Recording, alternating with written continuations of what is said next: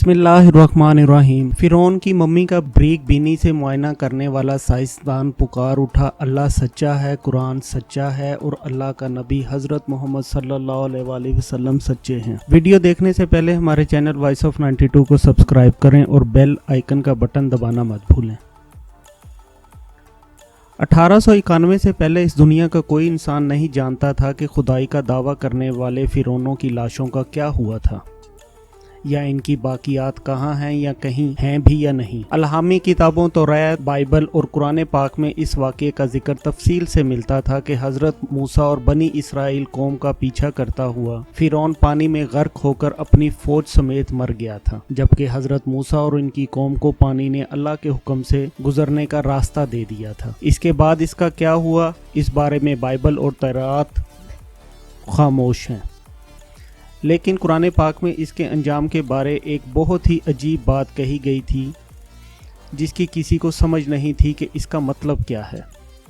खुद मुसलमान भी इस बात को पढ़कर आगे गुजर जाया करते, ये समझे बगैर कि इस बात का इशारा किस जानिब है। सूरह यूनुस में फिरौन के मरने के बाद इसका अंजाम कुछ इस तरह फरमाया गया था, बस हम तेरे बदन को समंदर से निकाल कर महफूज कर लेंगे ताकि तू बाद में आने वालों के लिए इबरत बन जाए। सूरह यूनुस आयत नंबर 92। ये वाक़या आज से 3500 साल पहले पेश आया था। फिरौन के डूबकर मरने के बाद समंदर ने इसकी लाश को अल्लाह के हुक्म से बाहर फेंक दिया, जबकि बाकी लश्कर का कोई नामो निशान ना मिला।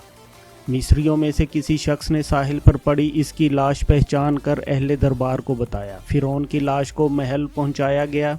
दरबारियों ने मसाले लगाकर इसे पूरी शानो शौकत और एहतराम के साथ ताबूत में बंद करके रख दिया। हनूत करने के अमल के दौरान इनसे एक गलती हो गई थी। फिरौन क्योंकि समंदर में डूबकर मरा था और मरने के बाद कुछ अरसा तक पानी में रहने की वजह से इसके जिस्म पर समंदरी नमकियात की एक तह जमी रह गई थी। मिस्रियों ने इसकी लाश पर नमकियात की वो तह इसी तरह रहने दी और इसे इसी तरह हनूत कर दिया। वक्त गुजरता रहा, ज़मीन व आसमान ने बहुत से इनकलाब देखे, जिनकी गर्द के नीचे सब कुछ छुप गया। हत्ता कि फिरौनों की हनूत शुदा लाशें भी ज़मीन की तहों में छुप गईं। इनके नाम सिर्फ किताबों, इनकी तामीरात और लोगों के जहनों में रह गए।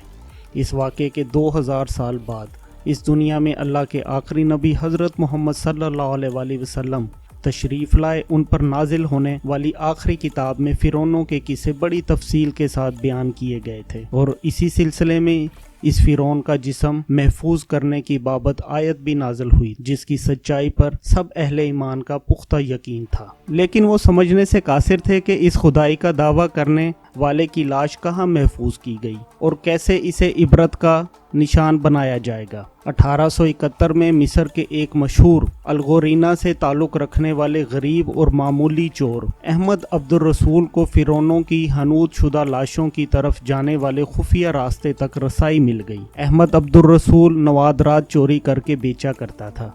एक दिन वो दरियाए नील के किनारे के करीब तबीसा के मुकाम पर इसी सिलसिले में फिर रहा था जब इसे एक खुफिया रास्ते का पता चला। वहां वो नवादरात की चोरी के लिए जगह खोद रहा था कि इसी दौरान इसे कुछ लोगों ने पकड़ लिया और पुलिस के हवाले कर। वो जिस जगह को खोद रहा था वहां से मिलने वाले रास्ते की जब मुसलसल खुदाई की गई तो 1891 को दूसरी मम्मियों के साथ इसी गर्क होने वाले फिरौन की लाश भी मिल गई। इसके कफन पर सीने के मुकाम पर इसका नाम लिखा हुआ था। इन मम्मियों को माहिरीन काहिरा ले गए। इन मम्मियों का तफसील से जायजा लिया गया तो फिरौन वाली मम्मी पर जमी नमकियात की तह से तस्दीक हो गई कि ये वही फिरौन है जिसे अल्लाह ने पानी में गर्क करके बदतरीन अंजाम से हमकिनार किया था। ये बहुत बड़ा वाक़या था। इसकी तस्दीक के लिए दुनिया भर के माहिरीन आसारे कदीमा और साइंसदान मिस्र की तरफ उमड़ पड़े। मुख्तलिफ साइंसी टेस्ट करने के बाद दुनिया भर के साइंसदानों ने तस्दीक कर दी कि दूसरी सब लाशों की निस्बत सिर्फ फिरौन की लाश पर ही समंदरी नमकियात की तह जमी हुई थी। इस तस्दीक के बाद इसे फिरौन की लाश करार देकर अजायब घर में महफूज कर दिया गया। फिरौन की मम्मी खराब होने लगी तो इस वक्त की मिस्री हुकूमत ने फ्रांस की हुकूमत को दरख्वास्त की कि फिरौन की मम्मी को खराब होने से बचाया जाए।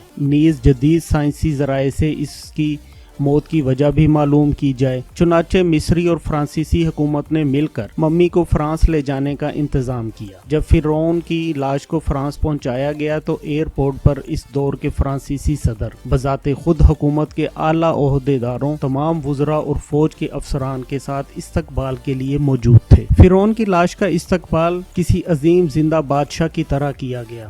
فوجی دستوں نے سلامی دی۔ فرعون کی ممی کو ماہر ڈاکٹروں کی ٹیم کے حوالے کیا گیا۔ اس ٹیم کی سربراہی ڈاکٹر مورس بوکائے نے کی تھی۔ مائکروسکوپ ٹیسٹوں کے ذریعے ممی کے تمام اعضاء کا باریک بینی سے جائزہ لیا گیا تو معلوم ہوا کہ اس کی لاش اور جسم میں سمندری ذرات ابھی تک موجود ہیں اور موت کی وجہ بھی پانی میں ڈوبنے کی وجہ سے ہوئی تھی۔ ایک بادشاہ کی موت پانی میں ڈوبنے کی وجہ سے ہو، یہ ڈاکٹر مورس کے لیے حیرت کی بات تھی۔ اس نے اس ممی کے بارے مزید جاننے کی کوشش کی تو اسے معلوم ہوا کہ اس بادشاہ کی موت کے حالات مسلمانوں کے نبی حضرت محمد صلی اللہ علیہ وآلہ وسلم پر اتری کتاب قرآن پاک میں تفصیل سے درج ہیں۔ اسے علم تھا کہ جہاں سے یہ لاش ملی ہے وہ ایک اسلامی ملک ہے، چنانچہ تجسس کے ہاتھوں مجبور ہو کر وہ مصر پہنچا۔ وہ ایک سائنسدان تھا، اس نے اسی معاملے میں مصر کے ہی ایک سائنسدان سے ملاقات کی۔ اس سائنسدان نے قرآن پاک کھول کر اسے سورہ یونس کی آیات 90 سے 92 تک کا ترجمہ لفظ با لفظ سنایا۔ فرعون کا خدائی کا دعویٰ، اس کا پانی میں ڈوب کر مرنا اور پھر پانی سے نکال کر اس کی لاش کا حنوط ہو جانا اور پھر دوبارہ لاش کا ملنا اور پھر اس کی لاش کو جدید سائنسی دور میں دوبارہ محفوظ کیا جانا، سب کا اشارہ ایک جانب تھا اور وہ بہت واضح تھا۔ تجھے بعد میں آنے والوں کے لیے عبرت کا نشان بنا دوں گا۔ فرعون کی لاش ایسے محفوظ کر کے دنیا کے سامنے لا کر رکھ دی گئی ہے کہ انٹرنیٹ کی ایک کلک پر، رسائل و جرائد پر، ٹیلی ویژن چینلز پر اور عجائب گھر میں اربوں انسانوں کی آنکھوں کے سامنے کریہا اور پچکی قابل ترس حالت میں موجود ہے۔ عبرت کے لیے، سوچنے کے لیے، عبادت کے لائق اور ہمیشہ رہنے والے وہی ہے جو سب کا خالق اور رازق ہے۔ ڈاکٹر مورس نے آیات کا ترجمہ سنا تو اسی وقت پکار اٹھا، اللہ سچا ہے، قرآن سچا ہے اور اللہ کا نبی حضرت محمد صلی اللہ علیہ وآلہ وسلم سچے ہیں۔ کلمہ پڑھا اور مسلمان ہو گیا۔